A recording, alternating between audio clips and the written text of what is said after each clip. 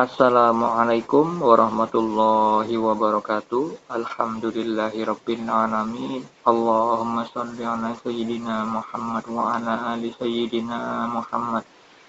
Berjumpa lagi dengan channel kami Ma'rifatullah. Channel yang insyaallah banyak berbagi tentang ilmu mengenal Allah, yaitu yang terkait dengan ilmu syariat, tarekat, hakikat, dan ma'rifat. Seperti halnya yang sekarang ini akan saya bagikan kepada Anda semua tentang mimpi dan ilmu takwil mimpi. Yang mana tentang mimpi dan ilmu takwil mimpi adalah bagian dari syariat Islam.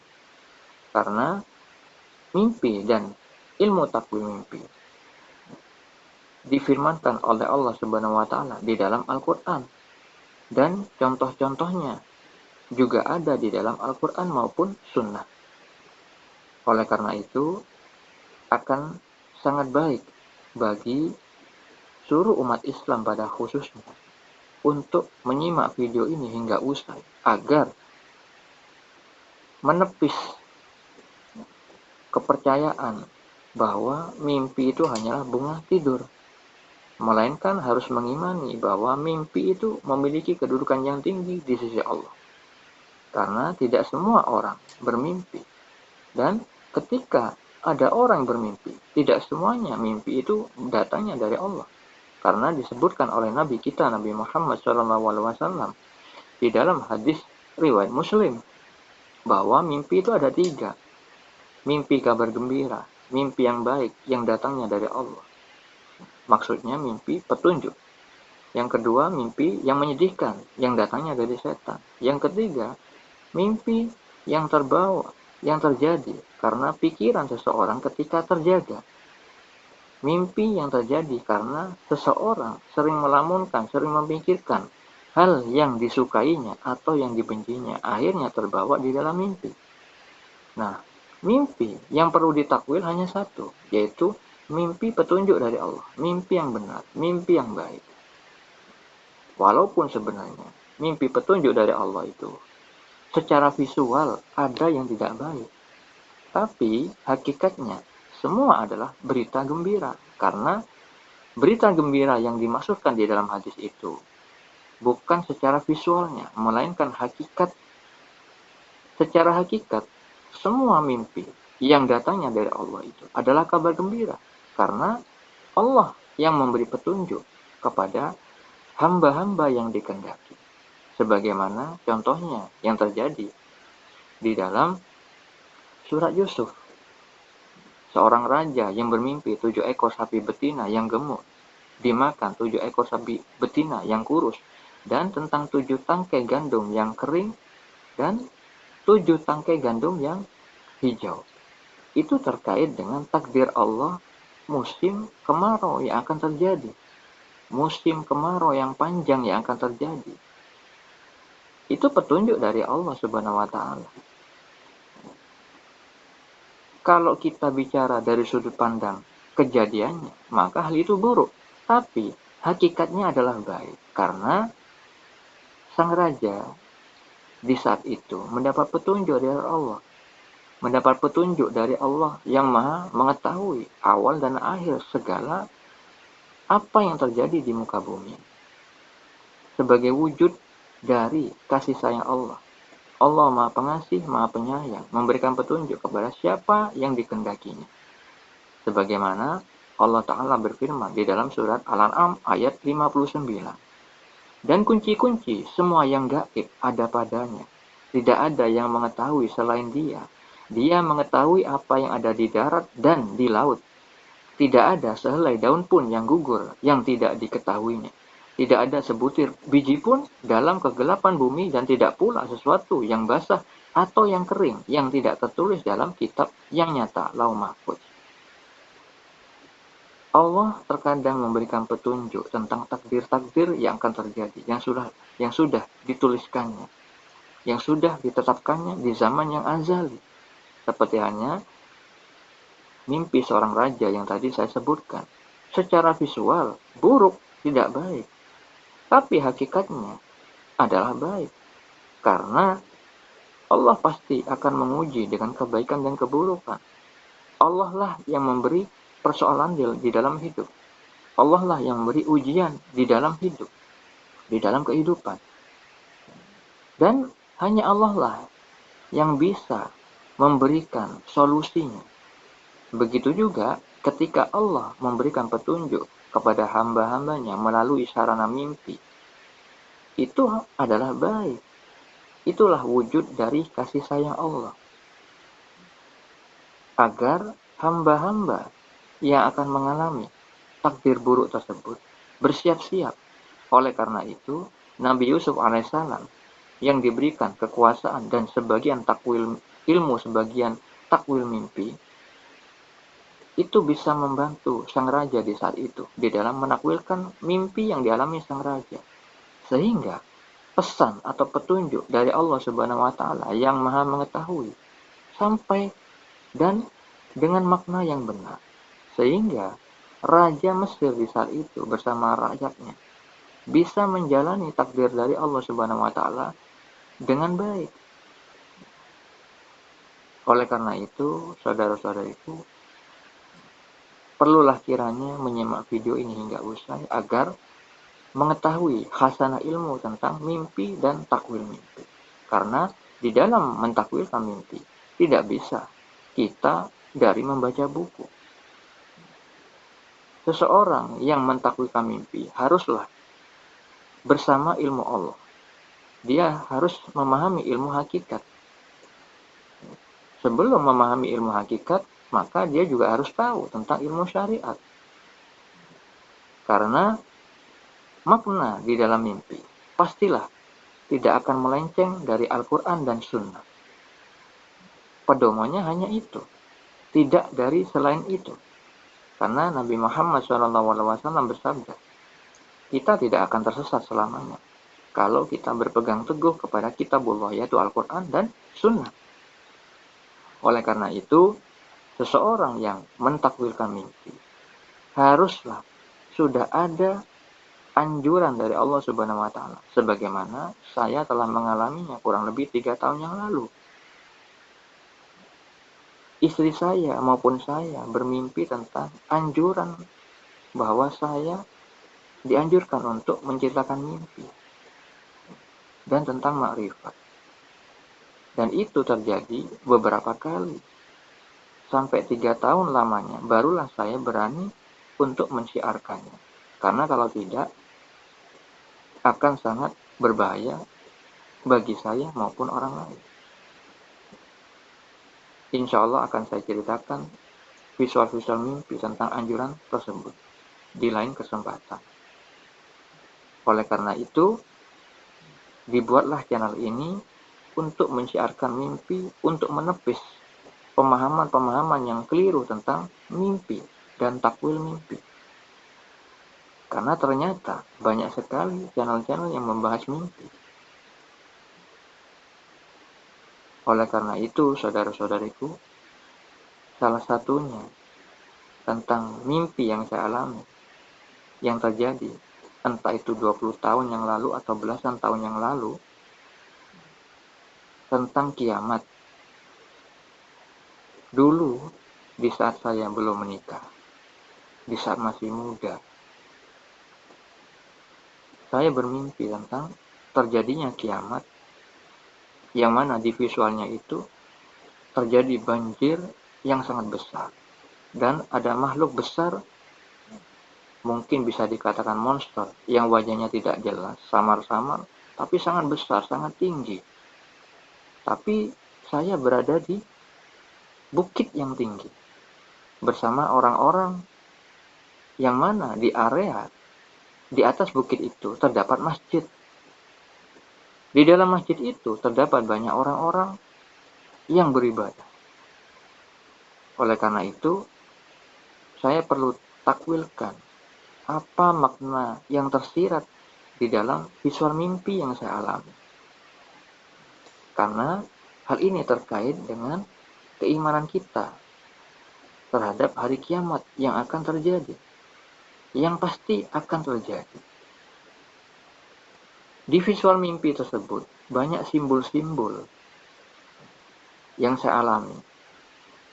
Pertama, banjir, lalu monster, lalu saya berada di atas bukit yang tinggi, dan ada rumah ibadah, yaitu masjid, dan orang-orang yang beribadah di dalam sana. Mimpi itu berupa simbol-simbol. Bahasa-bahasa Tuhan terkadang hanya simbol-simbol tanpa perkataan, tanpa ada yang berkata. Terkadang simbol-simbol disertai dengan perkataan tanpa wujud. Terkadang simbol-simbol dengan perkataan dan ada orang yang berkata-kata. Seperti hanya beberapa video yang sudah saya bagikan di channel ini.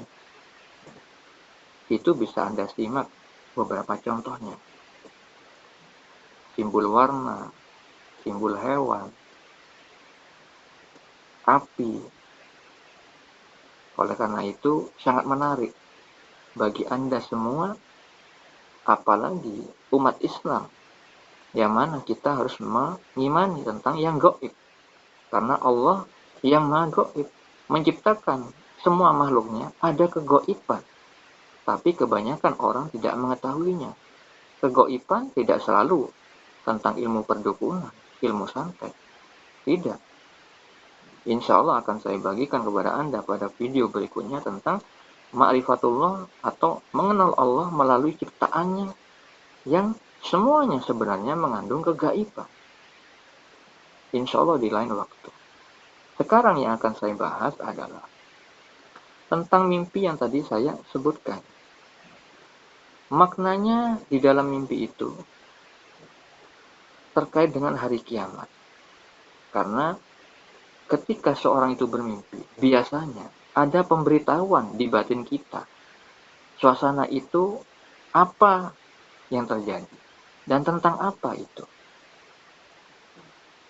Tapi di dalam pemaknaannya, saya akan jelaskan satu persatu dalil yang menyertai apa visual mimpi tersebut terkait apa, dalilnya mana. Karena mimpi itu adalah bagian dari ma'rifatullah, terkait dengan af'al Allah atau perbuatan Allah, yang mengandung nama-namanya, sifat-sifatnya. Oleh karena itu, saya jelaskan dahulu tentang hadis-hadis dan ayat-ayat terkait dengan mimpi.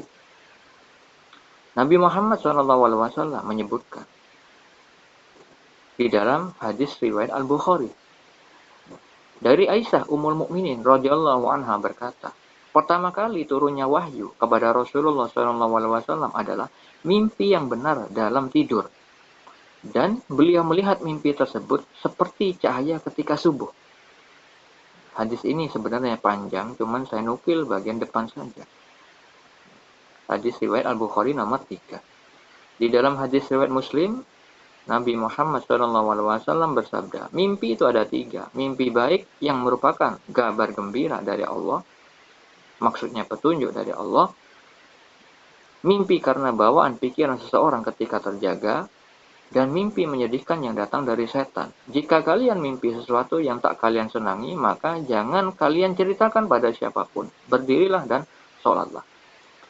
Di hadis yang lain diriwayatkan dari Anas bin Malik radhiyallahu anhu bahwa Rasulullah SAW bersabda, mimpi yang baik dari seseorang yang saleh itu adalah salah satu dari 46 bagian kenabian. Hadis riwayat Al-Bukhari nomor 6983. Oleh karena itu, saya mengatakan mimpi itu memiliki kedudukan, memiliki nilai yang tinggi di sisi Allah. Karena mimpi yang baik, yang datangnya dari seorang yang soleh, itu adalah satu bagian dari 46 bagian kenabian. Di dalam hadis riwayat Al-Bukhari nomor 6990 diriwayatkan dari Abu Hurairah radhiyallahu anhu, ia berkata, aku mendengar Rasulullah SAW bersabda, tidak tersisa dari kenabian kecuali para penyampai kabar gembira. Para sahabat bertanya, apakah para penyampai kabar gembira itu? Beliau menjawab, mimpi yang benar. Mimpi yang benar maksudnya mimpi petunjuk dari Allah Subhanahu wa taala. Diriwayatkan dari Abu Sa'id Al-Khudri radhiyallahu anhu bahwa ia mendengar Nabi Shallallahu alaihi wasallam bersabda, "Apabila salah seorang di antara kalian bermimpi sesuatu yang disukainya, maka sesungguhnya itu hanyalah berasal dari Allah. Maka pujilah Allah karenanya dan ceritakanlah hal itu. Dan apabila ia bermimpi sesuatu yang tidak ia sukai, maka sesungguhnya ia hanyalah berasal dari setan. Maka mintalah perlindungan dari kejelekannya dan janganlah ia menceritakannya kepada siapapun sehingga mimpi itu tidak akan membahayakannya." Jadi, kalau kita bermimpi yang baik, itu berasal dari Allah. Puji Allah dan ceritakan hal itu. Terutama kepada orang yang ahli tentang mimpi. Nabi Muhammad SAW melarang kita untuk menceritakan mimpi kepada orang awam. Tapi karena saya di sini ada anjuran untuk menceritakan kepada umat, maka saya tidak masalah akan hal itu. Karena sebenarnya maksud dari Nabi melarang kita menceritakan mimpi kepada orang yang awam tentang mimpi, itu agar tidak terjadi penakwilan yang sembarangan tentang perbuatan Allah, tentang sifat Allah. Karena hal itu adalah perbuatan yang merupakan dosa besar.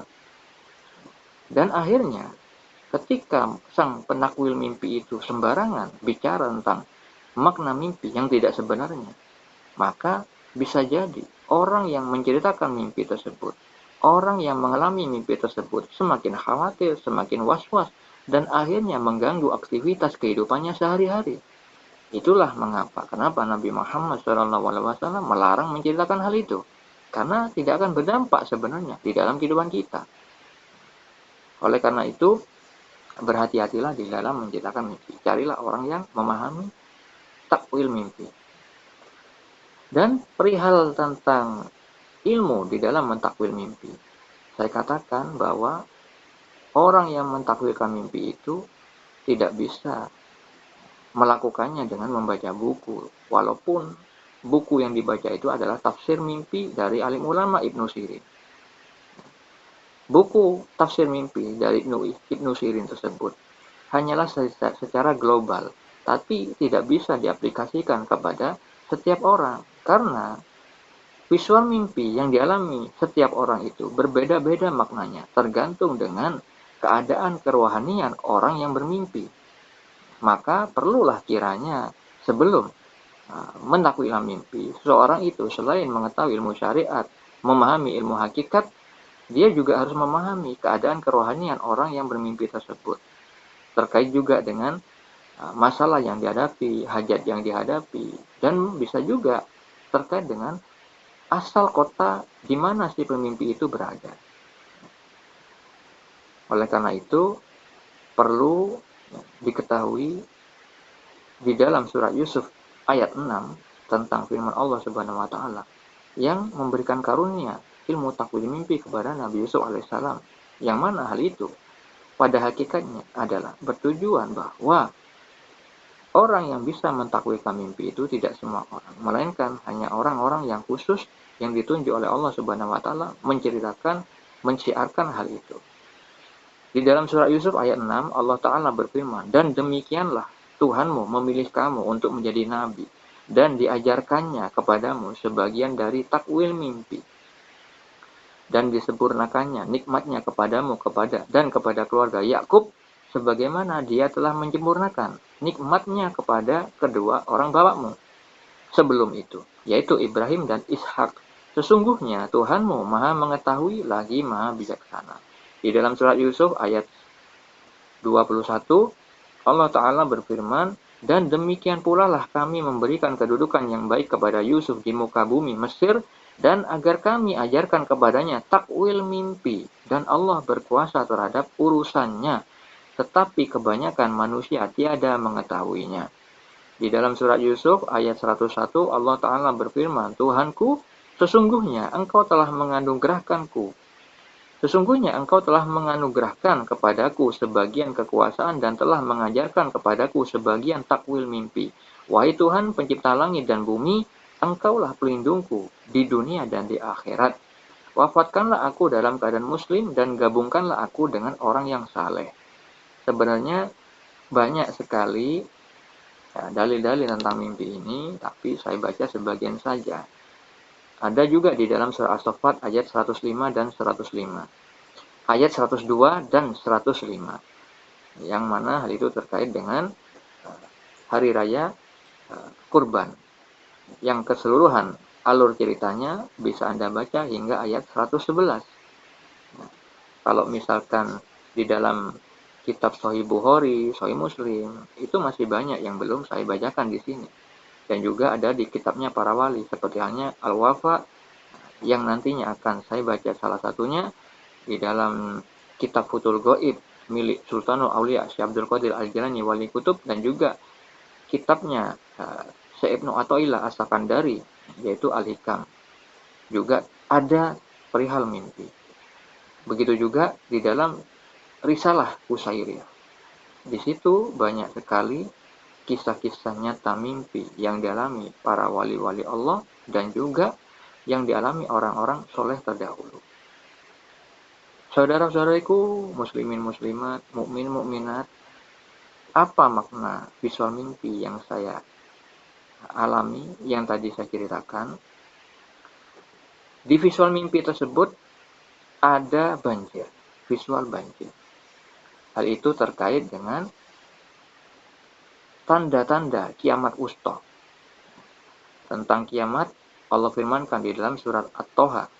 Surat Toha, salah satunya Allah firmankan di dalam surat Toha ayat 15. Allah Ta'ala berfirman, sungguh, hari kiamat itu akan datang. Aku merahasiakan waktunya agar setiap orang dibalas sesuai dengan apa yang telah dia usahakan. Nah, di dalam visual mimpi yang saya alami itu ada banjir. Yang mana banjir itu adalah salah satu tanda dari kiamat wusta. Kiamat wusta itu tanda-tandanya diantara lain tersebarnya perzinahan, ramainya mabuk-mabukan, banyaknya pembunuhan, masjid-masjid dibangun megah tapi jauh dari hidayah, munculnya orang munafik yang pandai retorika, terjadinya pencampur adukan hak dan batil, lalu tasyabuh, yaitu menyerupai orang-orang kafir, dan banyaknya gempa dan banjir, dan lain-lain. Nah, terkait dengan banjir, itu disabdakan Nabi Muhammad SAW di dalam hadis riwayat Ahmad nomor 7564. Beliau bersabda, tidak akan terjadi kiamat hingga manusia diguyur hujan yang rumah-rumah, tembok, atau bangunan yang kokoh tidak dapat terlindung dari dampak hujan tersebut. Dan tak ada yang dapat terlindung darinya, kecuali kemah-kemah yang berada di padang pasir. Itu terkait banjir yang ada di visual mimpi saya. Jadi, kalau misalkan mimpi itu, pastilah maknanya terkait dengan Al-Quran dan Sunnah, atau salah satu di antaranya. Lalu tentang visual yang lain di dalam mimpi itu ada monster, makhluk besar yang samar-samar wajahnya, tapi di visual mimpi itu monster tersebut mengacak-ngacak, memporak-porandakan suatu kawasan yang mana saya melihatnya dari ketinggian. Jadi monster itu sangat tinggi, sangat besar bentuknya. Nah, itu terkait dengan firman Allah di dalam surat An-Naml ayat 82. Allah Ta'ala berfirman, dan apabila perkataan telah jatuh atas mereka, kami keluarkan dabbah, sejenis binatang melata, dari bumi yang akan mengatakan kepada mereka bahwa sesungguhnya manusia dahulu tidak yakin kepada ayat-ayat kami. Pengertian dabbah dalam bahasa Arab, dabbah bisa berarti binatang saja atau monster. Sedangkan al-ard artinya bumi, ini artinya dabbah al-ard adalah binatang buas atau monster yang berasal dari bumi. Selain dari Al-Quran, kemunculan hewan ini juga telah dikabarkan lewat hadis dari Abu Hurairah radhiyallahu anhu bahwa Rasulullah SAW bersabda, ada 3 hal yang jika keluar, maka tidak akan berguna lagi keimanan orang yang belum beriman sebelumnya. atau belum mengusahakan kebaikan yang dilakukan dalam keimanannya, terbitnya matahari dari barat, Dajjal, dan binatang bumi atau dabbah. Hadis riwayat Muslim. Di dalam hadis riwayat Imam Ahmad dan Tirmizi juga dijelaskan tentang dabbah ini. Beliau bersabda, seekor binatang akan keluar dengan membawa tongkat Musa dan cincin Sulaiman alaihissalam. Lalu dia akan memberikan tanda atau cap sebagai tanda pengenal kepada seorang kafir. Affan, yaitu salah seorang perawi hadis berkata, pada hidung seorang kafir dengan cincin dan menjadikan bercahaya serta memutihkan wajah seorang mukmin dengan tongkat sehingga orang-orang yang sedang berkumpul pada hidangan makanan akan saling menyeru. Maka yang ini berkata, wahai mukmin, sementara yang lain berkata, wahai kafir. Jadi, kalau misalkan di visual mimpi yang saya alami itu ada monster, kemungkinan itu adalah dabbah yang dimasukkan di dalam Al-Quran dan hadis yang barusan saya bacakan. Terkait dengan visual mimpi saya berada di atas bukit, yang mana di atas bukit tersebut saya menyaksikan tanda-tanda kiamat tersebut, dan di atas bukit itu ada masjid yang di dalamnya ada orang-orang beribadah di situ. Maknanya terkait dengan mimpi yang dialami Nabi kita, Nabi Muhammad SAW. Diceritakan Ibnu Mas'ud berkata, pada suatu malam kami berbincang lama dengan Rasulullah SAW hingga kami pun makan pagi di rumah beliau. Kemudian beliau bersabda, tadi malam aku bermimpi dipertemukan dengan para nabi beserta umatnya. Ada seorang nabi yang berjalan diikuti oleh 3 orang pengikutnya. Ada yang ditemani 1 pengikut saja, bahkan ada yang tidak mempunyai pengikut. Kemudian lewatlah Musa bin Imran beserta beberapa orang Bani Israel. Aku kagum melihat mereka. Siapakah mereka? Tanyaku. Saudaramu Musa bersama Bani Israel, jawab malaikat. Lalu aku bertanya kembali, di manakah umatku? Lihatlah ke sebelah kananmu, jawab malaikat. Maka aku pun menoleh. Ternyata ada sebuah bukit yang penuh sesak dengan orang-orang. Apakah engkau rela? Aku ditanya. Wahai Tuhanku, aku rela, jawabku. Seorang malaikat berkata, di antara mereka ada 70.000 orang yang masuk surga tanpa hisab. Kemudian Nabi bersabda, demi ayah dan ibuku, bila kalian mampu menjadi di antara 70.000 orang tersebut, maka segeralah lakukan. Jika tidak mampu, jadilah penghuni bukit itu. Dan bila tidak mampu juga, maka jadilah penghuni kaki bukit. Karena aku melihat orang-orang dalam keadaan bingung entah mau kemana. Ya Rasulullah, doakanlah kepada Allah agar menjadikan saya termasuk ke dalam 70.000 orang itu. Pinta Ukasyah bin Mihsan. Maka Rasul pun mendoakannya. Ibnu Mas'ud berkata, lalu kami membincangkan masalah mimpi tersebut. Apakah kalian tahu siapakah 70.000 orang itu? Tanya Ibnu Mas'ud kepada sahabat yang lain. Orang-orang yang dilahirkan dalam keadaan Islam, lalu mereka tidak berbuat syirik kepada Allah sedikit pun sampai ajal tiba. Jawab mereka. Hal ini terdengar oleh Nabi Muhammad SAW. Maka beliau bersabda, mereka adalah orang-orang yang tidak berobat dengan setrika, meminta diruqyah dan meramal nasib. Hanya kepada Tuhanlah mereka berserah diri. Hadis riwayat Al-Bukhari, Muslim, At-Tirmizi, Ibnu Majah, dan Ahmad. Jadi, saudara-saudariku, ketika di mimpi saya itu, saya berada di atas bukit, menyaksikan tanda-tanda kiamat tersebut, yang mana di situ juga ada masjid.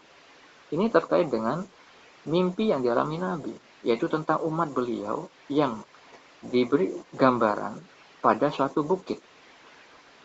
Yang mana bukit itu adalah gambaran dari level-level keimanan seseorang. ada yang di atas, yang di puncak, ada yang di pertengahan, ada yang di bawah. Oleh karena itu, di dalam mimpi itu maknanya, insya Allah, saya ada di atas itu terkait dengan keimanan saya. Insya Allah begitu. Karena saya di dalam mimpi itu merasa aman dari hantaman ombak-ombak yang besar, banjir yang saya alami di mimpi itu, dan juga jauh dari amukan monster yang saya lihat di mimpi itu. Dan juga adanya masjid di belakang saya. Di dalamnya ada orang-orang yang beribadah. Lalu visual masjid di mimpi itu maknanya apa? Nah, disitulah letak kesimpulan pada akhirnya. Ketika di mimpi itu ada visual masjid, maka dengan visual mimpi yang saya alami itu lebih memastikan bahwa keadaan saya di mimpi itu adalah baik, adalah dalam rahmat Allah, dalam perlindungan Allah. Karena terkait dengan masjid, dalil-dalil yang disebutkan di dalam Al-Quran maupun Sunnah itu diperuntukkan kepada orang-orang yang berada di dalam lindungan Allah. Yang mana beberapa dalil yang perlu saya sampaikan terkait dengan masjid, beberapa di antaranya Allah Ta'ala berfirman di dalam surat An-Nur ayat 36 sampai 38. Bertasbihlah kepada Allah di masjid-masjid yang telah diperintahkan untuk dimuliakan dan disebut namanya di dalamnya pada waktu pagi dan waktu petang. Laki-laki yang tidak dilalaikan oleh perniagaan dan tidak pula oleh jual beli dari mengingat Allah, dan dari mendirikan sembahyang dan dari membayarkan zakat. Mereka takut kepada suatu hari yang di hari itu hati dan penglihatan menjadi goncang. Mereka mengerjakan yang demikian itu supaya Allah memberi balasan kepada mereka dengan balasan yang lebih baik dari apa yang telah mereka kerjakan. Dan supaya Allah menambah karunia-Nya kepada mereka. Dan Allah memberi rizki kepada siapa yang dikehendakinya tanpa batas. Di dalam surat Al-Jin ayat 18, Allah Ta'ala berfirman, dan sesungguhnya masjid-masjid itu adalah kepunyaan Allah. Maka janganlah kamu menyembah seseorang pun di dalamnya, di samping menyembah Allah. Di dalam hadis qudsi, Allah Ta'ala berfirman, rumahku di muka bumi adalah masjid. Para kekasihku adalah mereka yang memakmurkan rumahku. Barang siapa yang ingin berjumpa denganku, hendaklah ia datang ke rumahku. Sungguh, wajib bagi tuan rumah menghormati para tamunya. Disampaikan juga di dalam hadis muttafaqun alaih dari Abu Hurairah radhiyallahu anhu, Nabi SAW bersabda, salat seseorang di masjid dengan berjamaah itu dilebihkan dengan 25 derajat dari salat yang dikerjakan di rumah dan di pasar. Sesungguhnya salah seorang di antara kalian jika berwudu kemudian menyempurnakannya lalu mendatangi masjid, tak ada keinginan yang lain kecuali untuk sholat, maka tidaklah ia melangkah dengan satu langkah pun kecuali Allah mengangkatnya satu derajat dan terhapus darinya satu kesalahan hingga ia masuk masjid. Dari Abu Hurairah radhiyallahu anhu, Rasulullah SAW bersabda, maukah aku tunjukkan kepadamu sesuatu yang menyebabkan Allah menghapuskan kesalahan-kesalahan dan mengangkat derajat?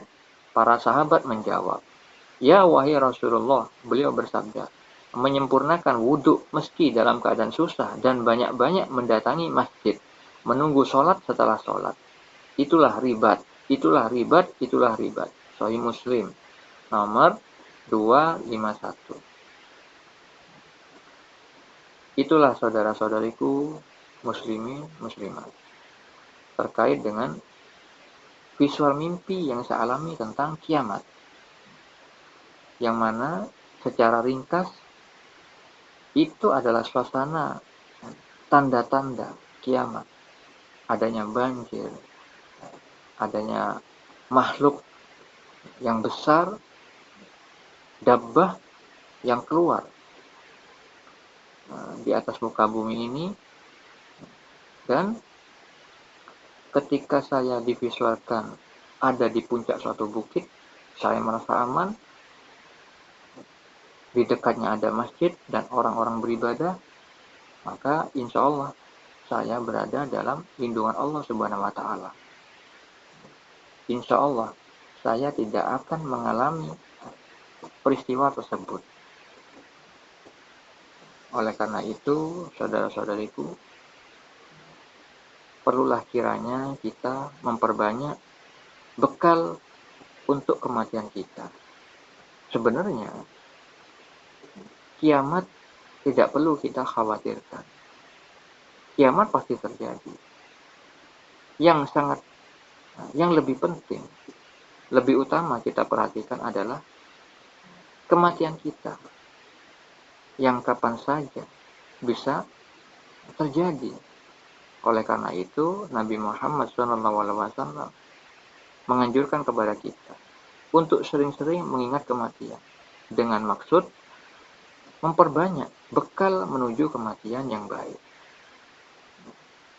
Beliau bersabda bahwa orang yang paling cerdas itu adalah orang yang paling baik mempersiapkan kematian.